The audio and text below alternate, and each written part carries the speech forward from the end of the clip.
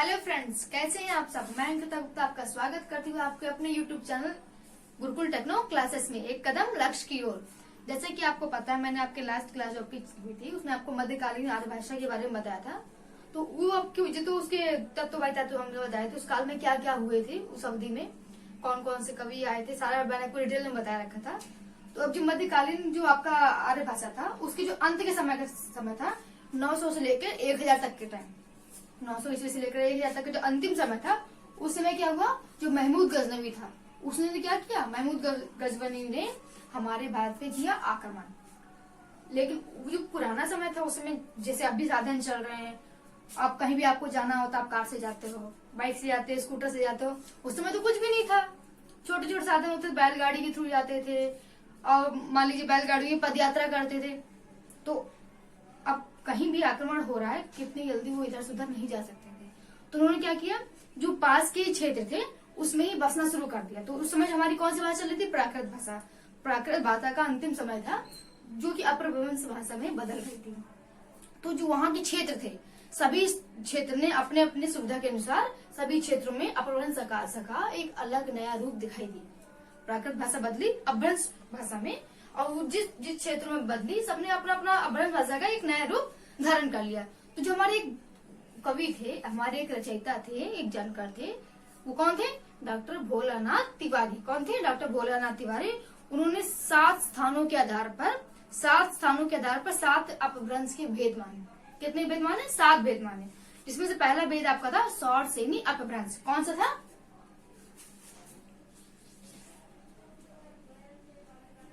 By chance कहीं आपसे पूछा जाता है डॉक्टर भोलानाथ तिवारी ने क्या किया था, उन्होंने स्थानों के आधार पर 7 अपभ्रंश के भेद बताए। इसमें से पहला आपका हो गया सौर सेनी अपभ्रंश।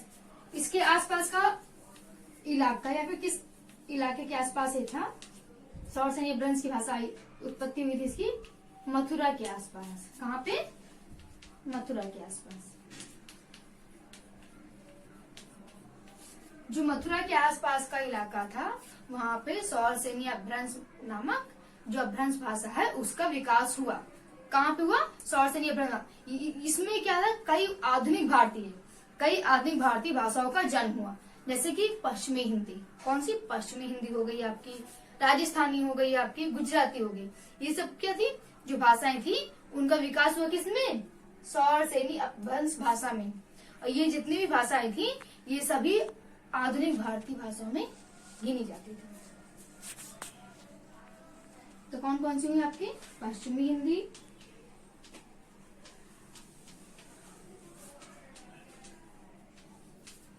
दूसरी कौन सी थी आपकी, गुजराती,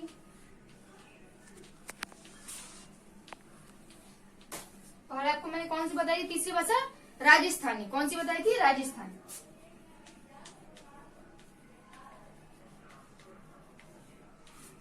ये आपको जो मुख्य भाषाएं हो गई जो सौर सेनी अपभ्रंश में थी। अब उसके बाद हमारी दूसरी भाषा कौन सी, अब जो हमारी दूसरी भाषा जो उत्पन्न हुई थी स्थान के आधार पर, दूसरी कौन सी थी, मागधी अपभ्रंश। कौन सी भाषा थी, मागधी अपभ्रंश। जिसका कहाँ पे पाई गई थी, मगध के केंद्र पर। कहाँ पे पाई गई थी, मगध के केंद्र पर, इसीलिए इसका नाम मागधी अपभ्रंश पड़ा। और इसके आसपास का इलाका कौन सा था, पटवा। जो पटवा के आसपास के इलाके में मागधी अपभ्रंश का उत्पन्न हुआ।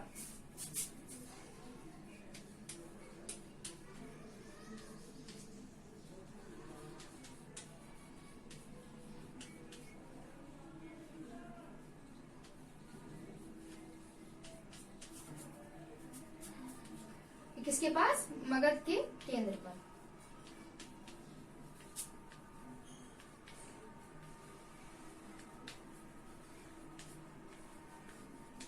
ये आपसे पूछ सकते हैं कि मागधी अपभ्रंश जो आपकी भाषा थी वो किसके आसपास थी, मगध के केंद्र पर भी थी। और ये भी पूछ सकते हैं कभी मान लीजिए मगध के केंद्र का ऑप्शन नहीं आया, पटवा के आसपास का इलाका कौन सा था, मागधी अपभ्रंश का इलाका था।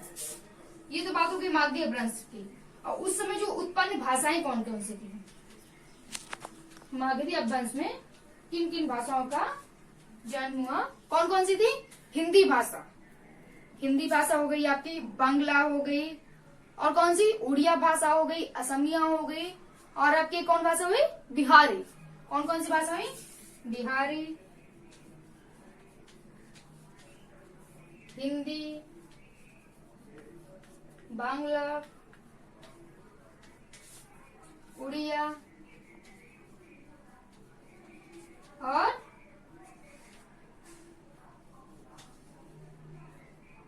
असमी। कौन कौन सी भाषा हो गई आपकी मागधी अपभ्रंश के अंतर्गत उत्पन्न भाषाएं हो गई आपकी? बिहारी, हिंदी, बांग्ला, उड़िया और असमिया, ये भाषाएं उत्पन्न हुई मागधी अपभ्रंश में। अब आपका तीसरा पॉइंट कौन सा आता है? तीसरा पॉइंट आपका हो गया अर्ध मागधी अपभ्रंश। कौन सा हो गया? अर्ध मागधी अपभ्रंश। ये नोट करते जाइएगा।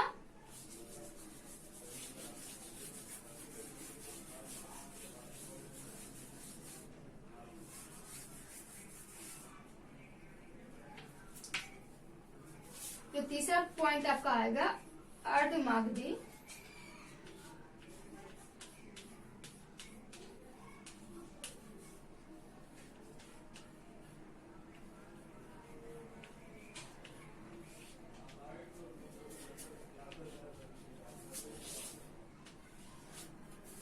कौन सा? तीसरा अर्ध मागधी अपभ्रंश। जो मैंने पहले आपको बताया था मागधी अपभ्रंश क्या था? मगध के केंद्र पर था, और जो अर्ध मागधी आपका अपभ्रंश था वो मध्य के केंद्र से हटकर, जो मध्य का केंद्र था मागधी अपभ्रंश का उससे हटकर कौन सा था? अर्ध मागधी अपभ्रंश। कौन सा था? अर्ध मागधी अपभ्रंश। जैसे मैं आपको बताया केंद्र से हटकर। एक बात पूछना चाहती हूँ, कोरोना के टाइम पे कौन कौन अपने केंद्र पे स्थित है? कौन कौन घर पे रुका हुआ है कि घर से बाहर घूम रहे हैं? घर पे रहिए, ठीक है।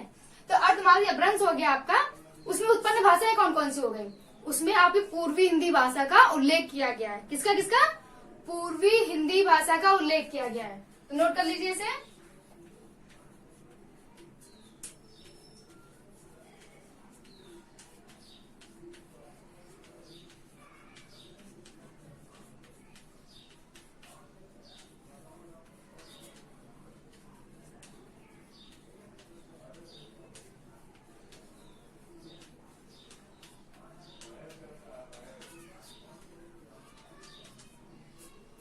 तो क्या बताया मैंने आपको? अर्ध मागधी अपभ्रंश में ये तो आपके मध्य केंद्र से हटकर है, मध्य केंद्र से हटकर है, और इसमें उत्पन्न भाषा कौन सी होगी? पूर्वी हिंदी भाषा का उल्लेख किया गया है। दोस्तों ये बात आपकी हो गई। आपकी चौथी भाषा कौन सी आ गई? खस अपभ्रंश। जो अपभ्रंश का ही एक भाग है, अलग कोई भाषा नहीं है, अपभ्रंश के स्थानों के आधार पे भाग है। अब आपका चौथा भाग हो गया खस अपभ्रंश।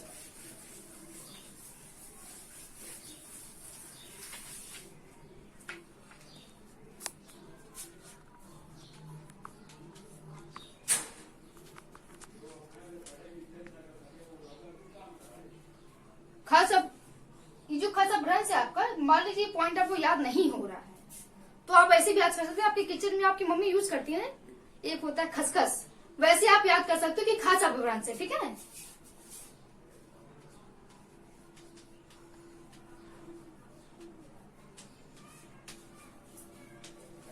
तो बात आ गई खस अपभ्रंश की। जो खस अपभ्रंश है हमारा, ये कहाँ से आया है? पहाड़ों से आया है। जो पहाड़ों के आसपास के एरिया है, इलाके हैं, क्षेत्र हैं, वहां पर खस भाषा का उत्पत्ति हुई। किसकी हुई?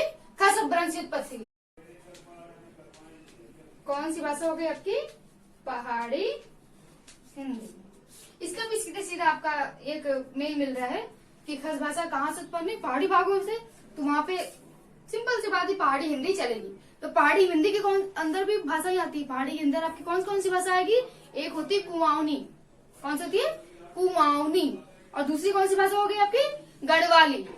पहली भाषा हो गई आपकी कुमाऊनी और दूसरी भाषा हो गई गढ़वाली, जो कि पहाड़ी हिंदी के अंतर्गत आती है। तो लिख लीजिए इसे आप भी, कुमाऊनी और गढ़वाली।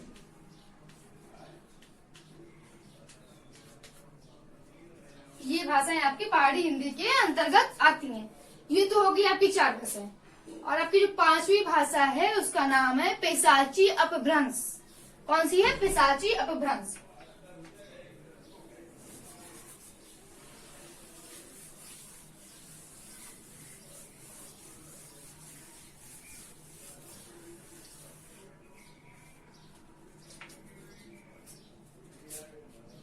हो गया आपका पांचवा पॉइंट पेशाची अपभ्रंश। पेशाची अपभ्रंश में कौन कौन सी भाषा को कहाँ जो अपभ्रंश है आपका, इसमें कौन कौन सी भाषाएं आपकी आ गई, तहंदा और पंजाबी। कौन कौन सी हो गई, पहली आपकी तहंदा हो गई और दूसरी है पंजाबी। अब आपका जो छठा पॉइंट आता है ब्रांचर।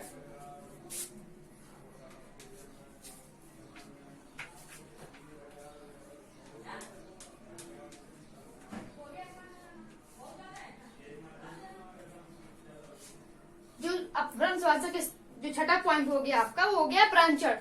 ये कहाँ पे इसका यूज किया जा रहा है, प्रयोग किया जा रहा है, सिंधी में। कहाँ पे, इसे सिंधी भाषा में इस ब्रांचर का प्रयोग किया जा रहा है।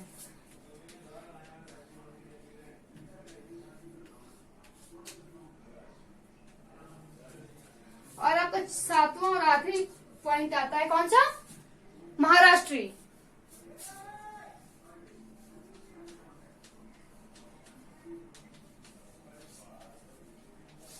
जो महाराष्ट्रीय अपभ्रंश है आपका, ये जो मराठी भाषा है उसमें उसका प्रयोग किया जा रहा है।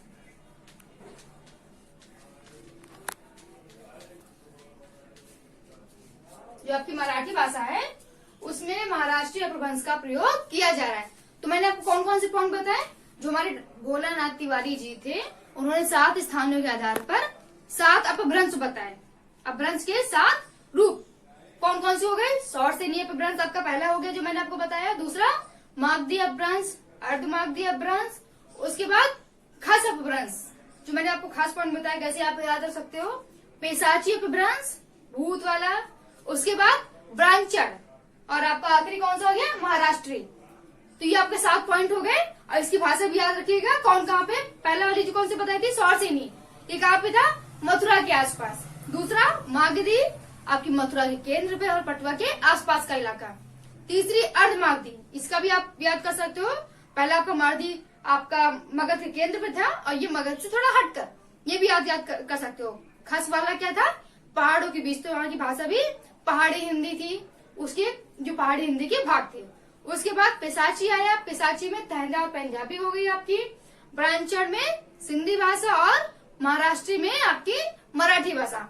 ये हो गए आपके 7 तत्व, 7 भाग। ये आपका जो आपका मैंने बताया था मध्यकालीन आर्य भाषा, ये यहाँ से समाप्त होता है। अब जो आपकी अगली क्लास आएगी उसमें हम आपको क्या बताने वाले हैं, आधुनिक आर्य भाषा का काल और उसका विभाजन।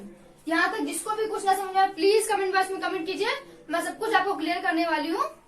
तो जैसा कि आप लोग जानते हैं कि हमारा जो कोविड-19 चल रहा है, तो हमारे यूपी में इस समय सबसे टॉप पे चल रहा है हमारा कानपुर, जो कि कोई खुशी वाली बात नहीं है। हर चीज में टॉप पे आना अच्छी बात है, लेकिन इस समय कानपुर हमारा कोविड में भी टॉप पे चल रहा है। तो प्लीज इसे जो आंकड़े चल रहे हैं उसे कम कीजिए, घर पे रहिए, सेफ रहिए, ताकि हम अच्छे मामलों में टॉप पे जाएं, कोविड के मामले में टॉप पे ना जाए। ठीक है, तो घर पे रहिए, सेफ रहिए। और मैं आपको ये भी बताना चाहती हूँ कि आपकी रीजनिंग की क्लासेस जल्दी चालू होने वाली है, जो कि आपको प्रियांशी मैम बताने वाली है। ठीक है, तो उसकी भी तैयारी कीजिए, जल्दी आपकी क्लासेस मिलने लगेंगी। और जो भी मैंने आपको बताया है वो नोट करते जाइए, याद करते जाइए, पॉइंट बाय पॉइंट जो आपको मैं बताती हूँ, जो अंडरलाइन करती रहती हूँ, उसे आप नोट करते रहेंगे तो आपको जो आपके एग्जाम्स होंगे उसमें बहुत हेल्प मिलने वाली है। तो अब तक के लिए आपकी क्लास यही खत्म होती है। प्लीज चैनल को लाइक कीजिए, सब्सक्राइब कीजिए, शेयर कीजिए और कमेंट करना बिल्कुल मत भूलिए। Okay, thank you.